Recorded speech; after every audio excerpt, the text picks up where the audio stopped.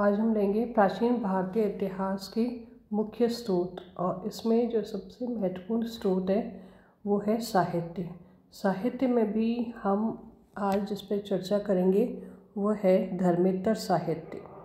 धर्मेतर साहित्य के अंतर्गत वह सारा साहित्य आ जाता है जिसका उद्देश्य धार्मिक विषयों का प्रतिपादन नहीं है। प्राचीन भारत के धर्मेतर साहित्य को 3 श्रेणियों में बांटा जा सकता है: लौकिक एवं अर्ध ऐतिहासिक साहित्य, ऐतिहासिक साहित्य तथा क्षेत्रीय भाषाओं का साहित्य। लौकिक एवं अर्ध ऐतिहासिक साहित्य के अंतर्गत वे ग्रंथ आते हैं जिनका कथानक या मूल विषय ऐतिहासिक नहीं है, बल्कि उनका उद्देश्य उन विषयों का प्रतिपादन है जैसे राजनीति, व्याकरण, ज्योतिष, नीतिशास्त्र आदि। इस प्रकार के लौकिक साहित्य में तत्कालीन इतिहास के संदर्भ, उल्लेख या विवरण संयोगवश या प्रसंगवश मिल जाते हैं। इस प्रकार के महत्वपूर्ण ग्रंथ हैं पाणिनि के अष्टाध्यायी, कौटिल्य का अर्थशास्त्र, कात्यायन का वार्तिक, पतंजलि का महाभाष्य, गार्गी संहिता, कामंदक का नीतिसार। पाणिनि की अष्टाध्यायी व्याकरण का ग्रंथ है एवं इसका अनुमानित समय 5वीं शताब्दी ईसा पूर्व है। मौर्य काल से पूर्व के सामाजिक, धार्मिक एवं राजनीतिक इतिहास तथा भारत के अनेक भौगोलिक स्थलों के बारे में अष्टाध्यायी से महत्वपूर्ण सूचनाएं मिलती हैं। कौटिल्य का अर्थशास्त्र राजनीति शास्त्र एवं लोक प्रशासन से संबंधित ग्रंथ है। अधिकांश विद्वान इसे मौर्यकालीन रचना मानते हैं। मौर्यकालीन प्रशासन, सभ्यता एवं संस्कृति के विविध पक्षों की जानकारी के लिए कौटिल्य का अर्थशास्त्र एक अत्यंत महत्वपूर्ण एवं प्रामाणिक साधन है। कात्यायन द्वारा अष्टाध्यायी पर लिखे वार्तिक से भी प्राक मौर्य एवं मौर्य युगीन इतिहास की कुछ सूचनाएं मिलती हैं। पतंजलि के महाभाष्य से शुंग काल के इतिहास पर प्रकाश पड़ता है। उदाहरण के लिए पतंजलि ने उस काल में हुए यवन आक्रमण का उल्लेख किया है। वे लिखते हैं कि यवनों ने साकेत और मध्यमिका को घेर लिया। गार्गी संहिता में भी यवन आक्रमण का उल्लेख है। इस संहिता के अनुसार मौर्य राजा शालीशुक के राज्यकाल के बाद यवनों ने साकेत, पांचाल और मथुरा पर आक्रमण किया और उसके बाद वे कुसुमध्वज तक पहुंच गए। कामंदकीय नीतिसार अनुमानतः गुप्तकालीन रचना है। कौटिल्य के अर्थशास्त्र की भांति यह भी राजनीति शास्त्र का ग्रंथ है। नीतिसार से गुप्तकालीन राज्य तंत्र के बारे में कुछ जानकारी मिलती है। कामंदक के विचार कौटिल्य से इतने अधिक प्रभावित हैं कि नीतिसार को अर्थशास्त्र का सारांश रूप माना जाता है। अर्ध ऐतिहासिक साहित्य की श्रेणी में वे ग्रंथ आते हैं जिनका कथानक ऐतिहासिक है, लेकिन उनकी विषय वस्तु का निर्वाह काल्पनिक या नाटकीय तरीके से किया गया है। अतः मूल विषय ऐतिहासिक होने के बावजूद ऐतिहासिकता का तत्व उनमें गौण है। इस प्रकार के ग्रंथों में उल्लेखनीय है विशाखदत्त का मुद्रा राक्षस, कालिदास कृत रघुवंश एवं मालविकाग्निमित्र, सोमदेव का कथा सरित सागर, क्षेमेंद्र की बृहत कथा मंजरी। विशाखदत्त द्वारा लिखित नाटक मुद्रा राक्षस चाणक्य द्वारा नंद राजा को हटाकर चंद्रगुप्त मौर्य को सिंहासनारूढ़ करने की राजनीतिक पृष्ठभूमि पर आधारित है। इसमें चाणक्य द्वारा नंद राजा के मंत्री राक्षस को अपनी ओर मिलाने के लिए अपनाए गए कूटनीतिक षड्यंत्रों, प्रचि षड्यंत्रों का बड़ा अच्छा वर्णन किया गया है। कालिदास के रघुवंश में समुद्रगुप्त की दिग्विजय की झलक मिलती है। कालिदास के नाटक मालविकाग्निमित्र में पुष्यमित्र शुंग के अश्वमेध यज्ञ एवं पुष्यमित्र शुंग के पुत्र वसुमित्र द्वारा सिंधु के दक्षिणी तट पर यवनों को पराजित करने का वर्णन मिलता है। सोमदेव के कथा सरित सागर एवं क्षेमेंद्र की बृहत कथा मंजरी में अनेक ऐतिहासिक कथाओं का उल्लेख मिलता है। ऐतिहासिक साहित्य के अंतर्गत उन ग्रंथों को रखा जाता है जिनमें ऐतिहासिकता का तत्व प्रमुखता से उभर कर आता है। भारतीय लेखन शैली के अनुसार इतिहास पुराण के वर्ग में बहुत से ग्रंथ आ सकते हैं। लेकिन आधुनिक शैली से मिलते जुलते ऐतिहासिक ग्रंथ संस्कृत भाषा में थोड़े ही हैं। इनमें सर्वप्रमुख कलहणकृत राजतरंगिणी है। इसमें प्राचीन काल से लेकर 12वीं शताब्दी तक का कश्मीर का इतिहास दिया हुआ है। 12वीं शताब्दी ईस्वी में लिखे गए इस ग्रंथ में कलहण ने कश्मीर के इतिहास के विषय में उपलब्ध सभी सामग्री का अध्ययन करके यथासंभव सही चित्र प्रस्तुत करने का प्रयत्न किया है। शुद्ध ऐतिहासिक ग्रंथों की श्रेणी के निकट माना जाने वाला दूसरा महत्वपूर्ण ग्रंथ बाणभट्ट का हर्षचरित है। बाणभट्ट हर्ष का समसामयिक था और हर्षचरित में उसने वर्धन वंश का इतिहास, हर्ष की प्रारंभिक जीवनी तथा तत्कालीन राजनीति, समाज एवं धर्म का प्रामाणिक विवरण दिया है। यद्यपि उसकी शैली अलंकारिक है। यह सत्य है कि ऐतिहासिक ग्रंथों में जीवन चरित्र और इतिहास के साथ जनश्रुतियों का मिश्रण है, परंतु उनमें ऐतिहासिक अध्ययन के लिए बहुत सामग्री भरी पड़ी है। कलहण की राजतरंगिणी एवं बाणभट्ट के हर्षचरित के बाद उतनी उच्च कोटि के न होते हुए भी अन्य महत्वपूर्ण ऐतिहासिक ग्रंथ हैं। वागपति राजकृत गौड़वहु, जिसमें कन्नौज के राजा यशोवर्मन की दिग्विजय का विस्तृत वर्णन है। बिल्हन का विक्रमादेवचरित, जिसमें कल्याणी के परवर्ती चालुक्य नरेश विक्रमादित्य की उपलब्धियों का वर्णन है। पद्मगुप्त परिमल का नवसाहसा चरित, जो परमार वंश के इतिहास पर प्रकाश डालता है। हेमचंद्र द्वारा लिखित कुमारपाल चरित में गुजरात के चालुक्य राजाओं, विशेषतः कुमारपाल की उपलब्धियों का विवरण है। जयानक रचित पृथ्वीराज विजय, संध्या करनंदी का रामचरित तथा आनंद भट्ट कृत वल्लाल चरित क्रमशः चौहान, पाल और सेन वंश के इतिहास पर प्रकाश डालते हैं। विभिन्न क्षेत्रीय भाषाओं में लिखे गए ग्रंथों में ऐतिहासिक महत्व की प्रचुर सामग्री मिलती है। ऐसे साहित्य में सर्वप्रथम उल्लेखनीय है दक्षिण भारत का प्राचीन तमिल संगम साहित्य, जिसका समय ईसा की प्रथम 3 शताब्दियों में रखा जाता है। संगम साहित्य से हमें दक्षिण भारत के प्राचीन राजवंशों चेर, चोल और पांड्य तथा तत्कालीन सामाजिक एवं आर्थिक जीवन के बारे में अनेक महत्वपूर्ण सूचनाएं मिलती हैं। तमिल साहित्य के 2 प्राचीन महाकाव्य शिलाब्धिकारम एवं मणिमेखलई भी ऐतिहासिक दृष्टि से उपयोगी हैं। परवर्ती काल में दक्षिण भारत में भी राजाओं के जीवन चरित्र लिखे गए। तमिल साहित्य में ऐसे 2 महत्वपूर्ण ग्रंथ हैं, नंदिक कलमकस, जिसमें पल्लव राजा नंदी वर्मा तृतीय की उपलब्धियों का वर्णन है, तथा कलिंगुटुपर्णी, जिसमें चोल राजा कुलोत्तुंग प्रथम की कलिंग विजय का विवरण है। कन्नड़ भाषा में लिखे गए ग्रंथ भी ऐतिहासिक दृष्टि से उपयोगी हैं। ऐसे ग्रंथों में उल्लेखनीय है राष्ट्रकूट राजा नृपतुंग द्वारा रचित कवि राजमार्ग, कवि पंप द्वारा लिखित विक्रमार्जुन विजय, जिसे पंप भारत के नाम से भी जाना जाता है, तथा कवि रन द्वारा रचित साहस भीम विजयम, जो गदा युद्ध के नाम से अधिक लोकप्रिय है। राजस्थान से अपभ्रंश में लिखे रासो काव्य ग्रंथ मिलते हैं। इनमें सबसे प्रसिद्ध है चंदबरदाई द्वारा रचित पृथ्वीराज रासो, जिसमें प्रसिद्ध चाहमान राजा पृथ्वीराज तृतीय का जीवन व्रत एवं उसके काल की महत्वपूर्ण घटनाओं का विवरण मिलता है। राजस्थान से प्राप्त 12वीं शताब्दी के अन्य रासो ग्रंथ हैं नरपति नाल द्वारा रचित बिसलदेव रासो, जगनिक का परमल रासो एवं खुमान रासो। भारतवासी जिन जिन देशों के संपर्क में आए, वहाँ के कुछ लोग अपने या अन्य लोगों के संस्मरणों के आधार पर भारत के बारे में यदाकदा कुछ लिखते रहे।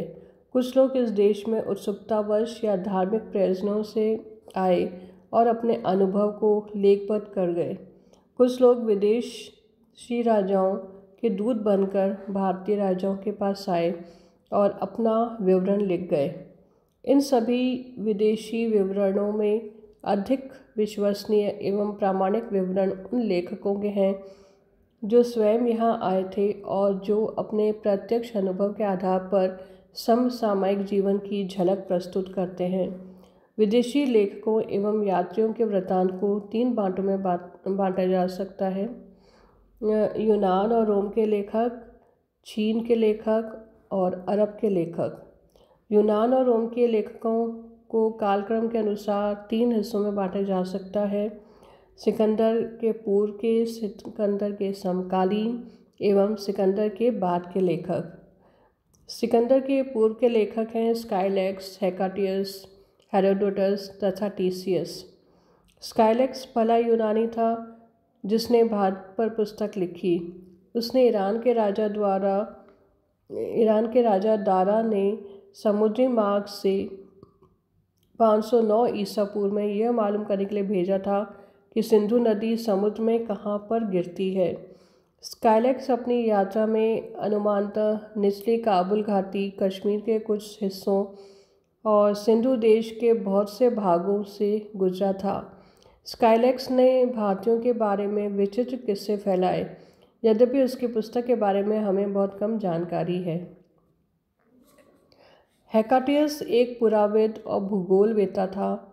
उसके ग्रंथ ज्योग्राफी में कुछ भारतीय नामों का उल्लेख है। हेकाटियस ने लिखा है कि सिंधु के पार रेगिस्तान है। सिकंदर के पूर्व के लेखकों में सबसे महत्वपूर्ण हेरोडोटस है, जिसे इतिहास का जन्मदाता माना जाता है। उसने अपनी पुस्तक हिस्टोरिका में भारत एवं भारतवासियों के बारे में अपेक्षाकृत अधिक विस्तृत विवरण दिया है, यद्यपि वह बहुत कुछ प्रचलित किस्सों एवं अफवाहों पर आधारित है।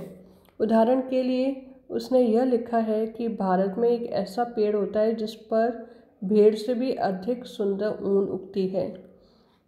टीसियस ईरानी दरबार में चिकित्सक था।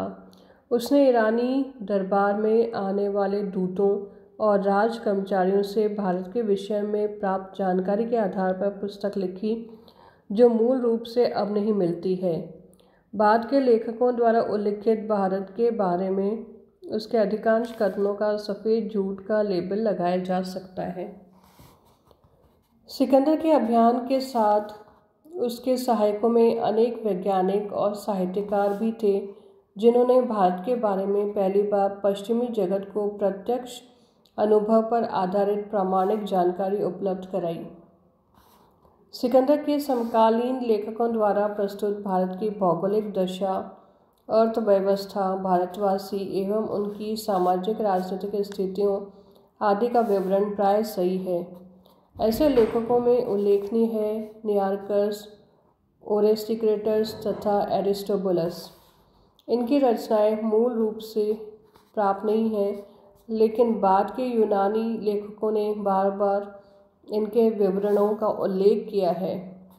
निआर्कस ने अपनी फारस की खाड़ी के यात्रा विवरण में भारत के बारे में अनेक महत्वपूर्ण सूचनाएं दी हैं। ओनेसिक्रिटस निआर्कस के जहाजी बेड़े का मुख्य पोतनायक था। उसने सिकंदर की जीवनी लिखी थी। एरिस्टोबुलस ने सिकंदर के युद्धों का इतिहास लिखा था। सिकंदर के बाद के लेखकों में सबसे महत्वपूर्ण है मेगास्थनीज, जो सैक्युलस निकेटर का राजदूत बनकर चंद्रगुप्त मौर्य की राजसभा में आया था। मेगास्थनीज की पुस्तक इंडिका अब उपलब्ध नहीं है। यह बाद के लेखकों की पुस्तकों में दिए गए उद्धरणों के रूप में ही सुरक्षित है। मौर्य काल की इतिहास रचना के लिए मेगास्थनीज का विवरण अत्यंत महत्वपूर्ण है। मौर्यकालीन भारत के बहुत से पक्षों के बारे में मेगास्थनीज ने प्रचुर जानकारी दी है और एक समकालीन व्यक्ति का विवरण होने के कारण इसे प्रामाणिक एवं विश्वसनीय माना जाता है, यद्यपि यह दोषमुक्त नहीं है। मेगास्थनीज के बाद 2 अन्य यूनानी राजदूत डायमेकस एवं डायोनिसियस भी बिंदुसार के समय मौर्य राजसभा में रहे थे, लेकिन उनके विवरणों की हमें जानकारी नहीं है। सिकंदर के बाद के अन्य लेखकों में महत्वपूर्ण हैं Patrocles, Strabo, Pliny the Elder, Plutarch, Arrian, Justin एवं टॉलेमी। पेराक्लीस सेल्यूकस का नौसेनाध्यक्ष था। उसने सिंधु नदी के सर्वेक्षण पर आधारित पूर्वी देशों के बारे में भूगोल ग्रंथ लिखा था जो अब उपलब्ध नहीं है। स्ट्रैबो तथा एरोटोस्थेनेस ने पेराक्लीस के ग्रंथ की बुरी बुरी प्रशंसा की है। यूनानी इतिहासकार एवं भूगोलवेत्ता स्ट्रैबो द्वारा लिखित ग्रंथ भूगोल इस विधा पर प्राचीन युग में लिखित सर्वाधिक महत्वपूर्ण ग्रंथ माना जाता है। इस ग्रंथ से भारत के बारे में भी अनेक उपयोगी सूचनाएं मिलती हैं। रोमन इतिहासकार प्लिनी दी एल्डर ने नेचरलिस हिस्टोरिया नामक विशाल ग्रंथ लिखा जिसमें मानवशास्त्र, भूगोल, जीव विज्ञान आदि अनेक विषयों का विवेचन है। इसमें भारत का परिचयात्मक वर्णन मिलता है तथा भारत एवं इटली के मध्य होने वाले व्यापार की जानकारी दी गई है। भारत के खनिज पदार्थों, पेड़ पौधों तथा पशुओं के बारे में प्लिनी के ग्रंथ से महत्वपूर्ण सूचनाएं मिलती हैं। यूनानी लेखक प्लूटार्क ने अपनी पुस्तक लाइफ ऑफ अलेक्जेंडर में नंदवंश एवं चंद्रगुप्त मौर्य से संबंधित कई प्रसंगों का उल्लेख किया है। यूनानी इतिहासकार एवं दार्शनिक एरियन ने एनोबेसिस ऑफ अलेक्जेंडर एवं इंडिका नामक 2 ग्रंथों की रचना की। प्रथम ग्रंथ में सिकंदर का जीवन वृत्त है तथा इंडिका में भारत का सामान्य परिचय दिया गया है। जस्टिन एक रोमन इतिहासकार था एवं उसके द्वारा लैटिन में लिखे गए ग्रंथ से चंद्रगुप्त मौर्य एवं सिकंदर के बारे में उपयोगी जानकारी मिलती है। प्रसिद्ध भूगोलवेत्ता एवं खगोलविद टॉलेमी द्वारा लिखित भूगोल से भारत के भौगोलिक परिदृश्य के बारे में बहुत सी सूचनाएं मिलती हैं। टॉलेमी ने भारत के बहुत से नगरों एवं स्थलों का उल्लेख किया है। टॉलेमी ने भारत का एक मानचित्र भी बनाया जो सही नहीं है। टॉलेमी को भारत की प्राकृतिक सीमाओं का यथार्थ ज्ञान नहीं था। एक यूनानी यात्री जिसका नाम हमें ज्ञात नहीं है द्वारा लिखित ग्रंथ पेरिप्लस ऑफ द इरिथ्रियन सी प्राचीन भारत के सामुद्रिक व्यापार की जानकारी के लिए एक अत्यंत मूल्यवान ग्रंथ है। पेरिप्लस के लेखक ने 80 ईस्वी के लगभग हिंद महासागर एवं भारतीय समुद्र तट की यात्रा की थी। उसने भारतीय बंदरगाहों एवं उनसे आयात निर्यात की जाने वाली वस्तुओं का विवरण दिया है। भारतीय इतिहास के तिथिक्रम निर्धारण में यूनानी लेखकों का योगदान महत्वपूर्ण है। सिकंदर के आक्रमण का भारतीय साक्ष्यों में कहीं उल्लेख नहीं है। यूनानियों के विवरण से सिकंदर के भारत आक्रमण की निश्चित तिथियां ज्ञात हैं तथा उन्होंने चंद्रगुप्त मौर्य का भी उल्लेख किया है जिसके आधार पर चंद्रगुप्त मौर्य के राज्यारोहण की तिथि 322 ईसा पूर्व हम लगभग निश्चित रूप से जान सके हैं। बौद्ध धर्म भारत से चीन पहुंचा और वहां लोकप्रिय हुआ। बौद्ध तीर्थस्थलों की यात्रा तथा बौद्ध धर्म ग्रंथों के अध्ययन के उद्देश्य से अनेक चीनी यात्री भारत आए। उन्होंने भारत में जो देखा सुना उससे अपने यात्रा वृत्तांतों में लेखबद्ध कर दिया। ये वृत्तांत समसामयिकता एवं प्रत्यक्षदर्शिता के गुणों के कारण तत्कालीन इतिहास के प्रामाणिक स्रोत बन गए। इन यात्रा वृत्तांतों के अतिरिक्त चीन में रहते हुए भी कुछ चीनी लेखकों ने भारत के बारे में कुछ उपयोगी बातें लिखी हैं। चीनी लेखकों में उल्लेखनीय हैं शुमाचीन फाहियान, सुंगयुन, हेनसांग, हुईली, इत्सिंग, मातवालिन तथा चाओ जुक्वा। इनमें सर्वाधिक महत्वपूर्ण चीनी वृत्तांत फाहियान एवं हेनसांग के हैं। शुमाचीन को चीनी अपने इतिहास का जन्मदाता मानते हैं। उसके द्वारा प्रथम शताब्दी ईसा पूर्व में लिखित इतिहास ग्रंथ में भारत के संबंध में कुछ उल्लेख मिलते हैं। फाहियान चंद्रगुप्त द्वितीय विक्रमादित्य के काल में भारत में आया था और वह लगभग 15 वर्ष भारत में रहा। फाहियान के भारत आने का मुख्य प्रयोजन बौद्ध पांडुलिपियों का संग्रह एवं बौद्ध तीर्थ स्थलों की यात्रा करना था। अतः उसने अपना अधिकांश समय बौद्ध विहारों एवं केंद्रों में बिताया। फाहियान ने भारत के धार्मिक जीवन, विशेषतया बौद्ध धर्म की तत्कालीन अवस्था के बारे में अनेक सूचनाएं दी हैं। उसने मध्य देश के प्रशासन एवं सामाजिक जीवन का भी विवरण दिया है। वह पाटलिपुत्र में 3 वर्ष रहा और उसने पाटलिपुत्र के बारे में बहुत सी जानकारी दी है, लेकिन वह राजनीतिक घटनाक्रम के प्रति इतना उदासीन था कि उसने भारत के तत्कालीन सम्राट का नामोल्लेख तक नहीं किया। सुंगमुन 518 ईस्वी में भारत आया था और यहाँ अपने 3 वर्ष के प्रवास के दौरान उसने लगभग 170 बौद्ध ग्रंथों की प्रतियां इकट्ठी कर लीं। सुंगयुन के विवरण से भारत के बारे में कुछ महत्वपूर्ण सूचनाएं मिलती हैं। हेनसांग या युआनचांग हर्ष के राज्यकाल में भारत आया था और वह 16 वर्ष भारत में रहा। इन वर्षों में वह बौद्ध तीर्थस्थल, मठों, विहारों, विश्वविद्यालयों और राजसभाओं में घूमता रहा। कन्नौज और नालंदा में वह विशेष रूप से रहा। हेनसांग के यात्रा वृत्तांत में भारतीय धार्मिक, सामाजिक और राजनीतिक जीवन के अध्ययन के लिए प्रचुर सामग्री मिलती है। हुइली हेनसांग का मित्र था और उसने हेनसांग के जीवन वृत्त पर एक पुस्तक की रचना की जिसका शीर्षक है हेनसांग की जीवनी। इस पुस्तक में उसने हेनसांग के भारत भ्रमण का भी विवरण दिया है एवं इस बारे में कुछ अतिरिक्त सूचनाएं प्रस्तुत की हैं। इत्सिंग नामक चीनी यात्री 671 ईस्वी से 695 ईस्वी के दौरान भारत में रहा। उसने 10 वर्ष नालंदा में बिताए, जहां वह बौद्ध ग्रंथों के अध्ययन एवं उसकी प्रतियां तैयार करने में लगा रहा। चीन लौटते समय वह अपने साथ संस्कृत बौद्ध ग्रंथों की 400 पांडुलिपियां ले गया। इत्सिंग ने अपनी पुस्तक a record of the Buddhist religion एवं प्रैक्टिस्ड इन इंडिया में मुख्यतः बौद्ध धर्म एवं बौद्ध संघ से संबंधित विवरण ही अधिक दिया है। अन्य विषयों का वर्णन अपेक्षाकृत बहुत कम है। माथुलिन के विवरण से हर्ष के पूर्वी अभियान के बारे में बहुत कुछ जानकारी मिलती है। माथुलिन का कथन है कि शिलादित्य के मगध राज की उपाधि धारण की थी। चाओ जू कुआ से चोल काल के बारे में कुछ सूचनाएं मिलती हैं।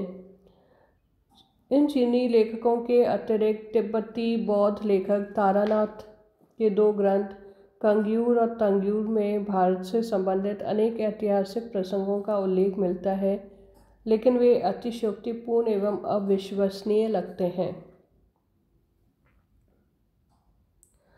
18वीं शताब्दी ईस्वी से हमें अरब यात्रियों, व्यापारियों एवं लेखकों के भारत के संदर्भ में किए गए उल्लेख मिलने लगते हैं। यद्यपि 12वीं शताब्दी तक उनके द्वारा की गई टिप्पणियां पश्चिम भारत की अवस्था पर ही अधिक केंद्रित है।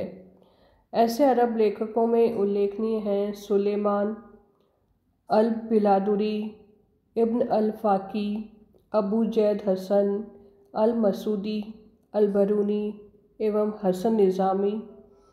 सुलेमान 9वीं शताब्दी के मध्य में भारत आया था। अपनी पुस्तक सिलसिलातुल तवारीख में उसने प्रतिहार राजाओं के बारे में जानकारी दी है। उसने प्रतिहार राजा भोज के प्रशासन की मुक्तकर्ण से प्रशंसा की है। वह यह भी लिखता है कि मुल्तान में प्रतिहारों का बड़ा आतंक था। अल बिलादुरी ने अपनी पुस्तक फुल अल बुल्दान में सिंध के अरब प्रांतपाल व जुनैद द्वारा पश्चिमी भारत में किए गए आक्रमणों का वर्णन किया है, जिसमें जुर्ज क्षेत्र का भी उल्लेख है। अल मसूदी 941 ईस्वी से 943 ईस्वी तक भारत में रहा और अपनी किताब मुरुजुल जहाब में उसने तत्कालीन परिस्थितियों विशेषकर राष्ट्रकूट राजाओं की उपलब्धियों का विवरण दिया है। अरब लेखकों में सबसे अधिक प्रसिद्ध अल-बरूनी है, जो महमूद गजनवी के साथ भारत आया था। उसने अपनी पुस्तक तहकीक-ए-हिंद में भारतीय भूगोल, ज्योतिष, गणित, भौतिकी, रसायन शास्त्र, दर्शन, धार्मिक जीवन, सामाजिक रीति रिवाजों आदि का बहुत उपयोगी वर्णन किया है। अल-बरूनी भारतीयों की बौद्धिक उपलब्धियों का बड़ा प्रशंसक था। वह स्वयं भी साहित्य, विज्ञान, गणित, ज्योतिष के साथ साथ अरबी, फारसी तथा संस्कृत भाषाओं का सुविज्ञ विद्वान था। हसन निज़ामी की पुस्तक ताजुल मासीर से प्रसिद्ध चामान राजा पृथ्वीराज तृतीय के अंतिम वर्षों के बारे में महत्वपूर्ण जानकारी मिलती है। परवर्ती काल के मुस्लिम लेखकों जैसे मिनहाजुद्दीन की तबकाते नासिरी, फरिश्ता की तारीख़ फरिश्ता, मोहम्मद उफ़ी, जमीउल हिकायत आदि